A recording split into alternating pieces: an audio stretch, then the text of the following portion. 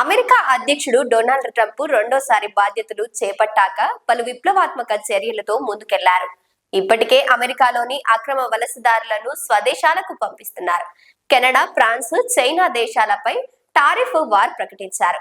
అంతేకాక గాజాను స్వాధీనం చేసుకుంటామని ఇప్పటికే ప్రకటన చేశారు. తాజాగా మరో సంచలనాత్మక నిర్ణయం తీసుకున్నారు ట్రంప్. ఎయిడ్స్ వ్యాధి నివారణకు ఏటా అమెరికా ఇచ్చే 3,83,160 కోట్ల సాయాన్ని నిలిపివేస్తున్నట్టు అమెరికా అధ్యక్షుడు భవన వైట్ హౌస్ నుంచి ఉత్తర్వులు జారీ అయ్యాయి. అంతేగాక యుఎస్ఏఐడిస్ సంస్థల్లోని స్టాఫ్ ను 10,000 నుంచి 300 వరకు తగ్గించి ట్రంప్ సర్కారు ప్రపంచ దేశంలోని ఎయిడ్స్ రోగాలను తమ వంతు సాయం కింద president emergency plan for AIDS refer అనే విధానాన్ని అప్పటి అధ్యక్షుడు జార్జి బి. బుష్ స్థాపించారు. ఆ తర్వాత ఆ సంస్థ కొనసాగుతూ వస్తుంది. మరోవైపు అమెరికా తీసుకున్న నిర్ణయంపై ఐక్యరాజ్య సమితి ఆందోళన వ్యక్తం చేసింది. ఎయిడ్స్ వ్యాధి గ్రస్తులపై భారం తప్పదని తెలిపింది.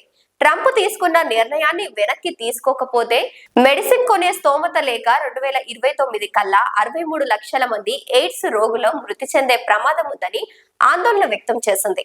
ప్రపంచ వ్యాప్తంగా ఎయిడ్స్ మరణాల సంఖ్య 400% పెరిగే ప్రమాదం ఉందని హెచ్చరించింది.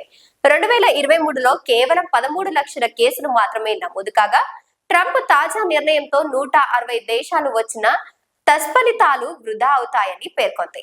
అయితే ప్రస్తుతం ప్రపంచ వ్యాప్తంగా దాదాపు 4 కోట్ల మంది ఎయిడ్స్ బాధితులు ఉన్నట్లు సమాచారం.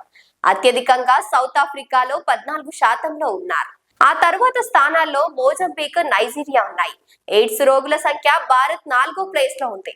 భారత్ తర్వాత రష్యా, టాంజానియా ఉన్నాయి.